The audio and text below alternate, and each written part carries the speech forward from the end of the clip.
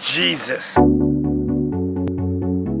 Let's go through our top 5 list. Top 5 tricks landed in their time. All right. Very Mine was attempted, but like either way. landed or either attempted. way. I don't care.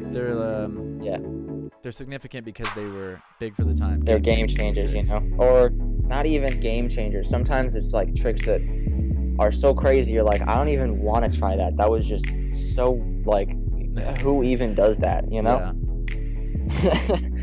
So anyway, what's the first on your list? Oh, we're gonna go 1 for 1. All right, I'm down with that. Let's do that. My first is Pip Anderson front flip over Imax. Ooh, that's a good one. And here's why I chose it is it demonstrated how front flips are super useful in parkour, and people have been talking a lot of crap about flipping in parkour and how it's this and that, but in a lot of ways a front flip over like an obstacle set like that, which is classic in parkour, is 2 walls at same height. Yeah. The front flip in a lot of ways is the best way to get over those 2 obstacles. And if they weren't walls, Yes. if they were 2 bushes like thorn bushes or lasers or something like that, it's the only way to get over it. So I thought it was really cool. Exactly. And obviously because Imax is such an iconic spot, it was game changing that way. Yeah.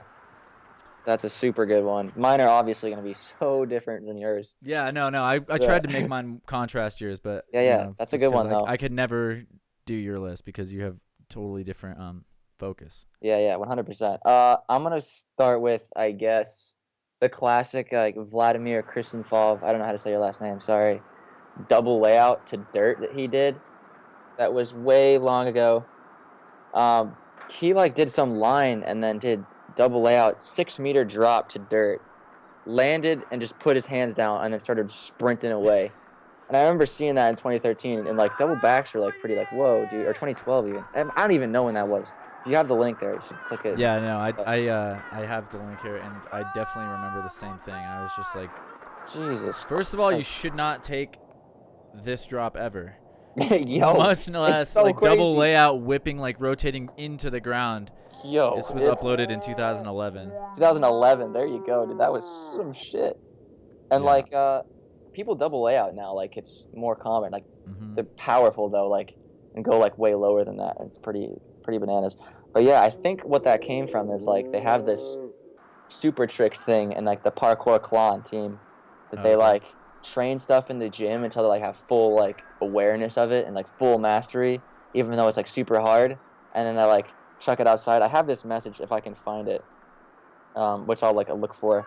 But it's crazy. Like I got invited to try this thing, and they're like, "Oh, you know, we're just gonna do like the hardest things that we can possibly do, and it's gonna be crazy." Let me see if I can find this message. Like, if you want to hold on for a second. Yeah, no problem. I'll just riff real quick on that, and I think that's an interesting way to train. Sometimes people don't always respect it because sometimes it's a training where you only are gonna intend to throw the move once or maybe a few times. Like once you get the clip, you're done with it. And some people are they want to have just training where like I could do it.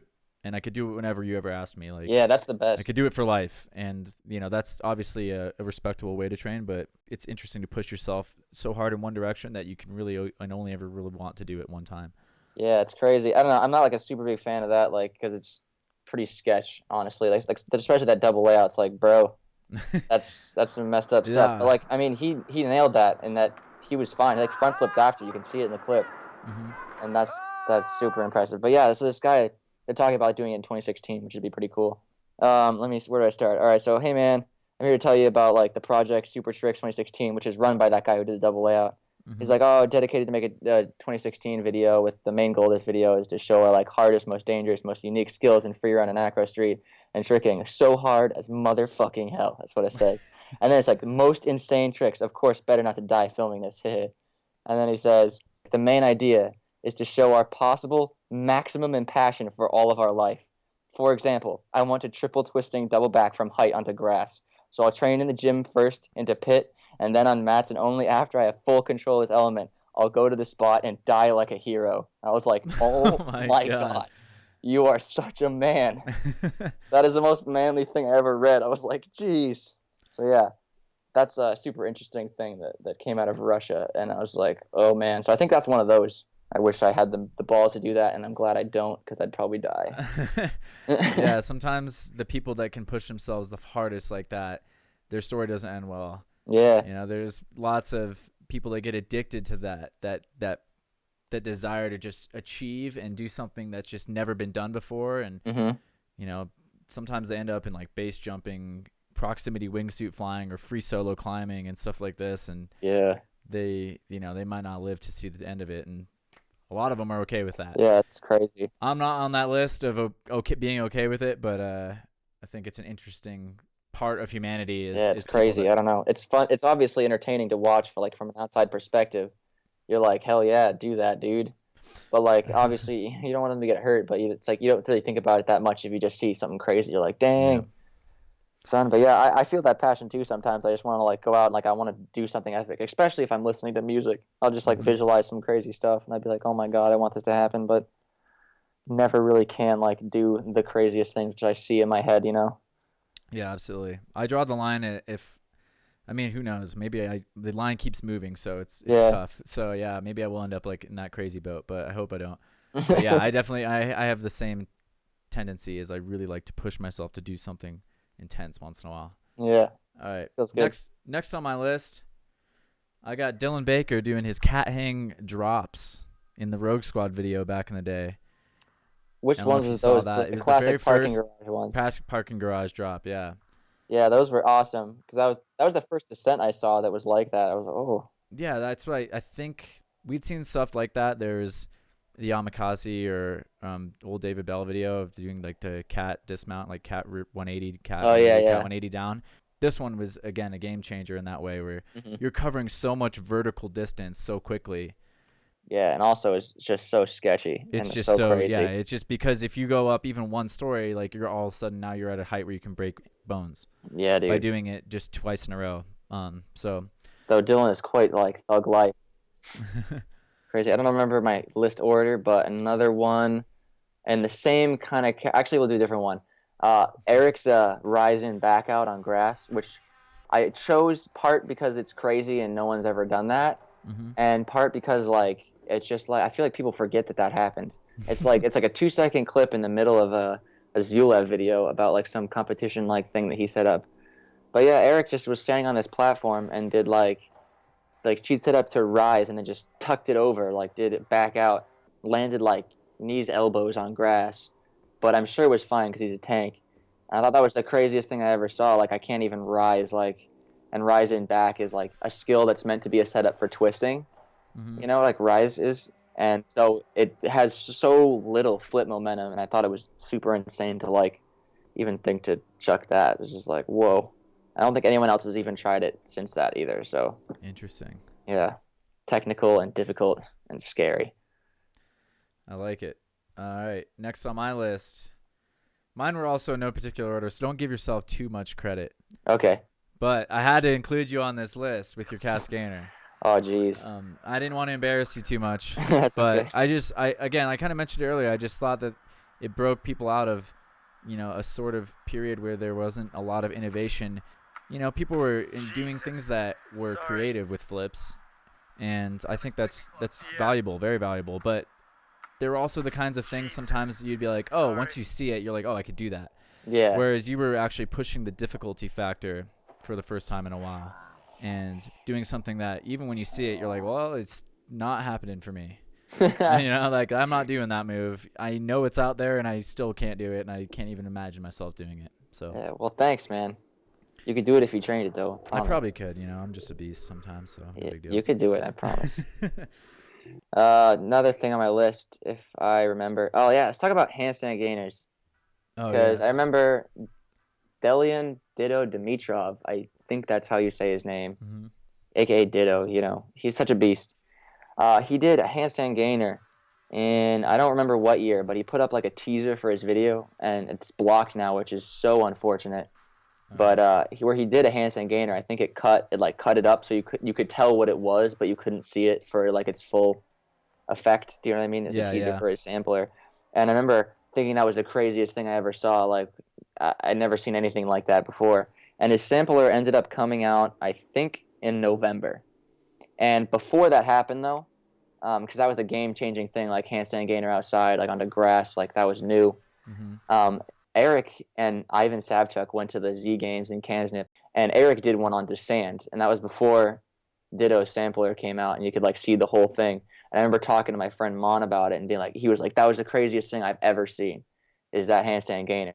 And I remember like seeing it and being like, whoa, that was so insane. Like I couldn't imagine doing it. It's like so scary. Like there's no way. I remember trying it in the gym and I just like sucked at it. And I was like, wow, that's just crazy. And then obviously like Dido's sampler came out. He did it onto grass, like way higher though.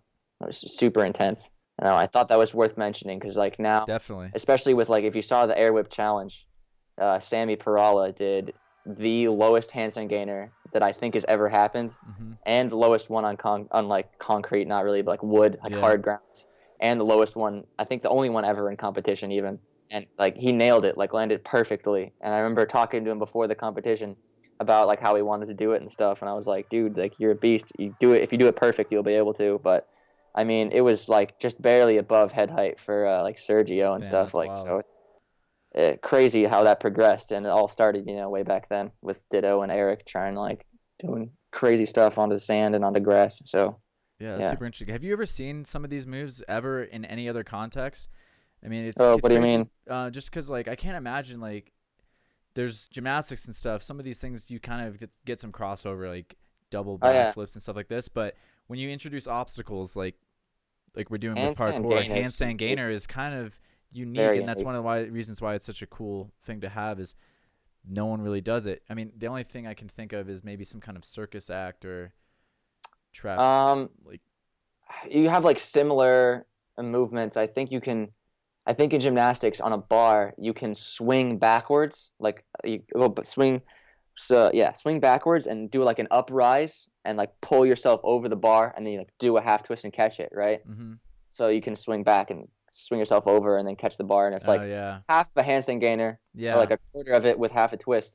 And I think I've seen gymnasts go over it, but never in comp, only like a foam pit like training, like because it's not worth doing. Obviously they measure rotations in gymnastics, not like how you set stuff, so it's not like worth being a dismount. But that kind of thing exists. It's just like not the same, completely different, I guess, actually. But I like that we're exploring new territory as free runners. So yeah, it's super awesome. All right, next on my list, excuse me, Toby Segar's massive double Kong in the We Are Store video. Ooh, the Denmark one. Yeah, I was thinking about putting that one on there actually.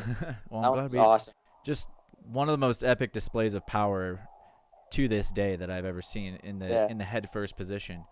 You know, running jumps and stuff are just not nearly the same level of commitment, and they don't require so much mental fortitude as doing a head first thing, and it showed like the actual potential of the double Kong, I think, for the first time to like a massive audience. Is just like, this is how far you can really take this technique, you know, outside of the gym. We'd seen people do massive double Kongs on spring floor and stuff, but I think that was the first and only one I've seen that's basically like maxed out on concrete. Yeah, I remember like seeing like an interview or something. He talked about it. He was like, I couldn't get fast enough because he was doing like what he called cat pre. I guess in America we call Kong pre. Yeah. And he said like he got it and he knew double like worked better, and he like couldn't get the sprint right or something. Had to like sprint and like safety vault over a rail and then keep sprinting to get like the maximum speed he could to like make it work. Yeah. Something, I don't know, it was crazy. That hit the top of Reddit, I think, too. It was a really famous GIF, and yeah, it's so sick. Shout out to Toby. You're Toby, man. what a G. All right, moving right along. My list. I'll segue into it for you. It's also a double Kong technique that you had on your list. Oh yes, the Zyulev classic double Kong gainer outside onto the grass in that spot in Rostov. Yes, that video was awesome. Take your time. Such a good video. I remember that one blew my mind when it came out. Yeah, because I remember a long time ago seeing Pip Anderson doing double Kong gainer in the gym, and it was like so crazy. Like he did it to a foam pit, I think. Some like thick block, and I was like, whoa, that's just bananas. And like I remember training in the gym, not that good at them, and then by the time the video came out, like I could do them in the gym like pretty consistently, but I was still like way too scared to do it outside. And just seeing Zyulev like put the tech like to real life, you know, blew my mind. And he did it honestly like so perfectly, like perfect position, perfect way to push. He like tucked up super tight, like full commitment, not like slanted or anything weird. Yeah, no, exactly. And I'm like a really big stickler about that. And if I've told you you're not doing a Kong gainer before, I'm sorry. if you want to think you are, then go for it. But I'm just, yeah, sorry. But yeah, so that video was amazing. And shout out to Zyulev for being a boss. That was a game changer for sure. I think other people have done them now. Yeah, I remember Ivan Savchuk put out a really epic video again in that same spot. Yeah, and he best did spot it, in the he did world the or same something. thing. Yeah. That was another one that was cool and very. He did it a very little good. slanted. Yeah, his wasn't as clean, but what can you do? He's got other b-boy moves. So. Yeah, true. That's a dope move too. All right. Anyways, last on my list, we talked about it a little bit earlier, and is Ilabaca's very first con gainer. Oh yeah, I was thinking about putting that one too. Yeah. Obviously, the execution is cool. That the very first one was a good one. It wasn't all slanted, or at least the one that he put out and showed to everyone. And of course, Ilabaca can do no wrong.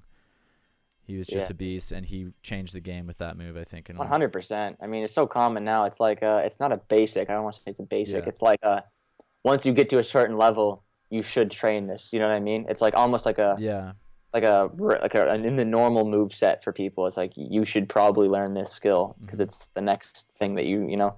Absolutely. Just like everyone would learn a palm flip. You know what I mean? Everyone, if you get that far, you probably learn a con gainer. Yeah.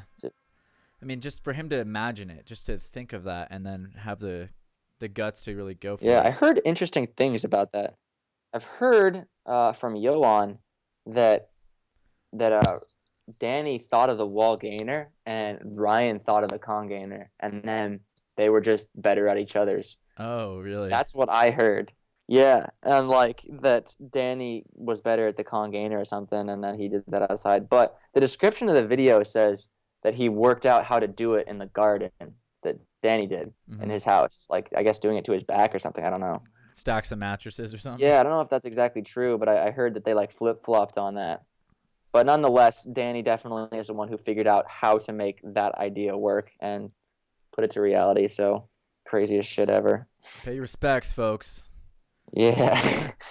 Still, I mean, yeah, like you were saying, even though it's a very common maneuver, it's still impressive when you see someone doing well, because it's still 100%. very difficult, and a lot of people are cheating, like you say, and they're not actually doing them. All right, your last on your list. Yeah. It's Laury from Spain, I think, doing gainer full in, which is just a bad idea, and it was so awesome. I remember seeing it, and that video made me love the song that was to that video. But yeah, he pretty much just stood up on this giant cliff with sand below him. All his friends you can see like around, like hyping him, and he just standing gainer full in, gainer out, landed like stomach-ish, like on sand. It's the craziest thing to try. And then it shows him like sitting up, like he's okay, and his friends like tapping him on the back, like yo, Yeah. And so I don't know, that blew my mind to see. And then it was also like super dope that even though it was just like an attempt, really, he still did it and it was okay. So you're like, cool, glad you're safe, Laury. Keep killing it. Well, yeah. I think that's a pretty solid list. I'm glad there was some contrast in ours, and we had some similar ideas too.